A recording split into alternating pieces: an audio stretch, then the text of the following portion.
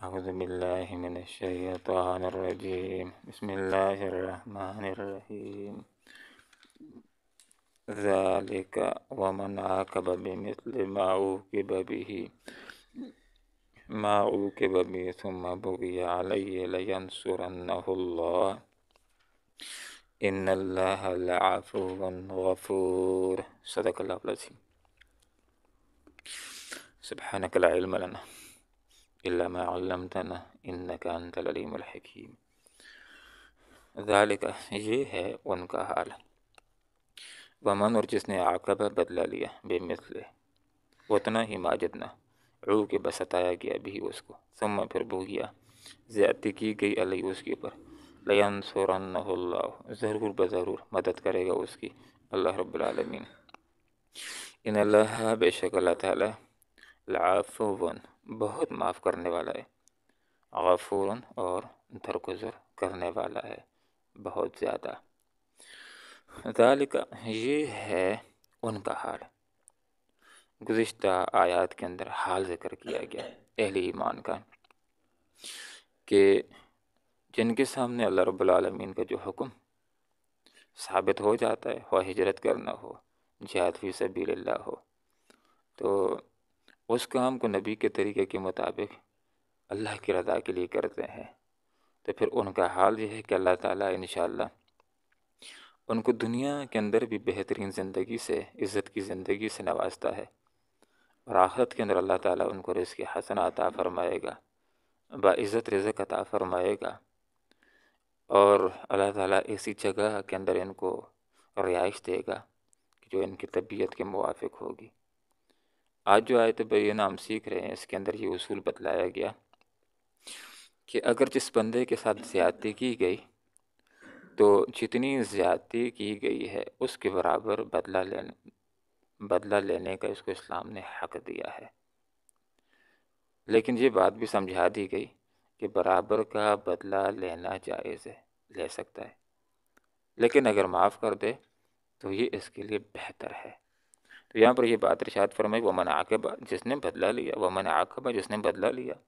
بمثل ما عوقب بھی اتنا جتنا کہ اس کو ستایا گیا تو یہ اللہ کی طرف سے اجازت ہے یہ جائز ہے اس کے ساتھ زیادتی ہوئی اس نے بدلہ لے لیا لیکن بدلہ لینے کے اندر اتنا ہی بدلہ لینا ہے کہ جتنی زیادتی ہوئی ہے اگر اس نے زیادہ کر لیا تو پھر یہ ظالم بن جائے گا اور یاد رکھنے کی بات یہ ہے کہ اللہ رب العالمین کی مدد مظلوم کے ساتھ ہوتی ہے ظالم کے ساتھ اللہ تعالیٰ کی مدد نہیں ہوتی حدیث کا یہ مفہوم ہے کہ مظلوم کی بد دعا سے بچو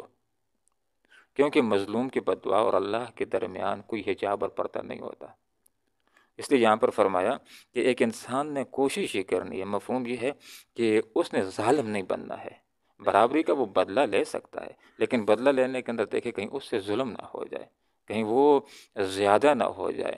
تو بدلہ لینے کی اجازت ہے تو کہا کہ کسی نے زیادتی کی ہے اس نے بدلہ لے لی معاملہ ختم ہو گیا اب پھر کیا ہوا ثم بغی علیہ جس نے بدلہ لیا ہے پھر اس کی پر زیادتی ہو گئی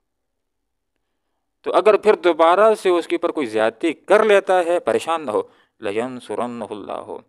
اللہ اس کی ضرور مدد کرے گا جیسے پہلے اللہ نے مدد کی ہے کہ اللہ تعالیٰ نے یہ اجازت دی ہے نا کہ کسی نے منہ کے اوپر رکھتا تھپڑ لگا تو دوسرا طرف اس طرف کا تو نہیں برابر کا بدلہ لے سکتے اس کو تھپڑ لگاؤ برابر کا بدلہ ہو سکتا ہے ایک نظام کے تحت جس کے ساتھ زیادتی ہو گئی ہے اسلامی حکومت کے پاس جائے گا کیس دائر کرائے گا اپنے کیس کو ثابت کرے گا اسلامی حکومت مجرم کو سزا دے گی بالکل برابر درجے کی سزا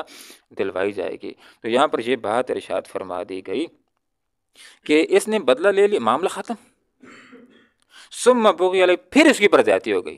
تو پھر یہ مظلوم بن گیا پہلے اس کے اوپر ظلم ہوا اس نے بدلہ لیا معاملہ برابر ہو گیا دوبارہ سے زیادتی اب پھر مظلوم ہو گیا جب مظلوم ہو گیا تو یاد رکھیے اس کے ساتھ اللہ کھڑا ہے ظالم کے ساتھ اللہ تعالیٰ نہیں ہوتا مظلوم کے ساتھ ہوتا ہے اور ذرا غور کیجیے لام تاکید اور نون ثقیلہ لینصرنہ اللہ ضرور بضرور اللہ اس کی مدد کرے گا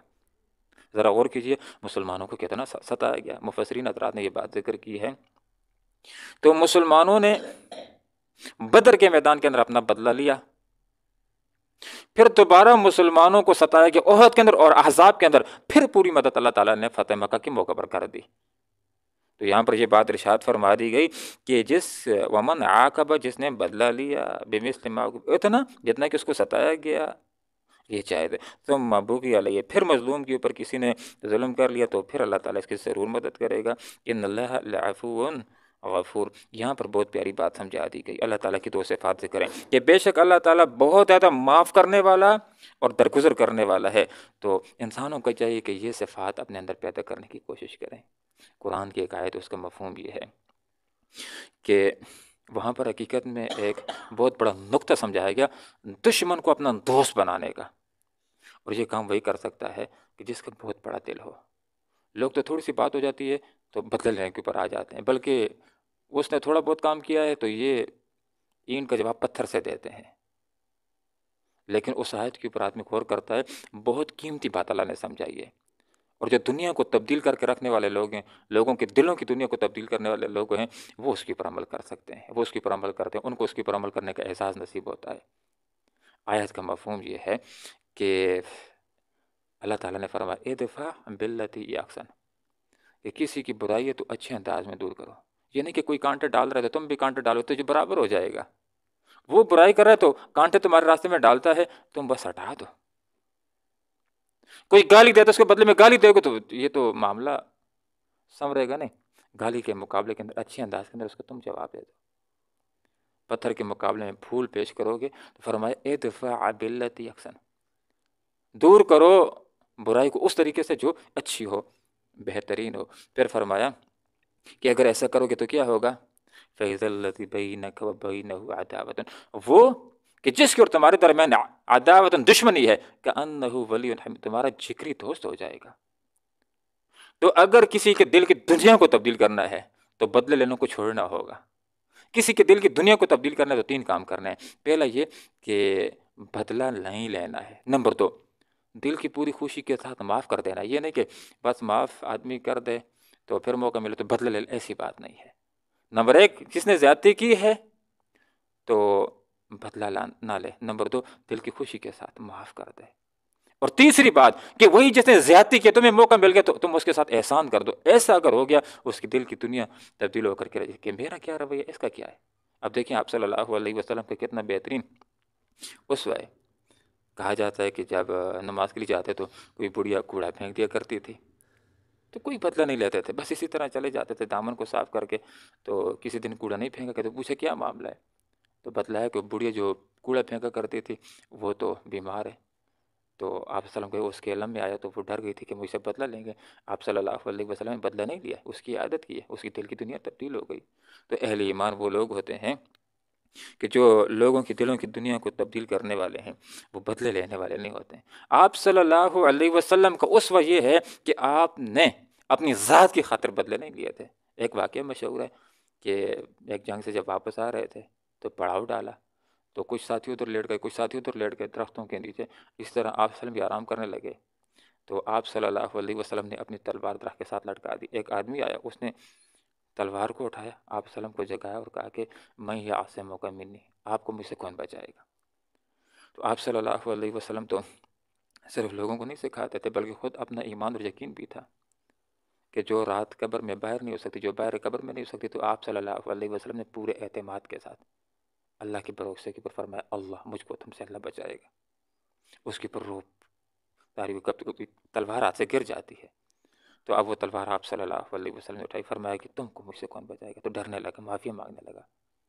آپ صلی اللہ علیہ وسلم نے بدلہ نہیں لیا، معاف کیا ہے۔ پھر جس وقت گیا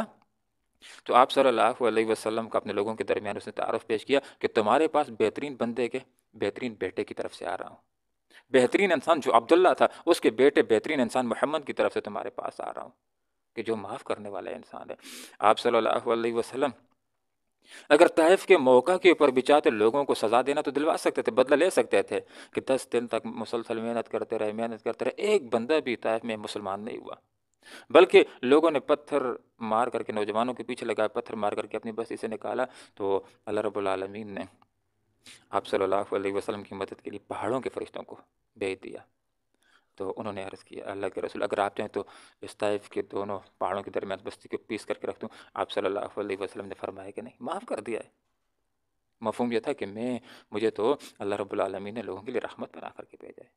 یہ نہیں تو ہو سکتا ان کی نسلوں میں سے کچھ لوگ ایمان لیں، اور ایسا ہوا ان کی نسلوں میں سے جو لوگ ایمان لیں اس میں سے ایک محمد بن قاسم بھی تھا، جس کی برکات کی وجہ سے جو یہاں پر جہاد کرنے کے لیے آیا تھا، اور اس کی برکات کی وجہ سے اس کے طفل ہم بھی ایمان سے فیض یاب ہوئے۔ تو آپ صلی اللہ علیہ وسلم اگر چاہتے تو فتح مکہ کے موقع پر بھی لوگوں کی انسینٹ بجا دے سکتے تھے کہ جنہوں نے بڑا تنگ کیا تھا، لیکن آپ صلی اللہ علیہ وسلم نے اس دن بھی اعلان فرمایا لا تثریب علیکم اليوم، آج تمہارے اوپر کوئی گرفت نہیں، انتم طلقاء، معاف ہو جاؤ، معاف کر دیا۔ تو یہ آپ صلی اللہ علیہ وسلم کو اسوہ ہے۔ تو برابری کا بدلہ لینے کی اجازت ہے، لیکن معاف کر دینا اس سے بہتر ہے۔ اور لوگوں کی دلوں کی دنیا کو جو تبدیل کرنا چاہتے ہیں،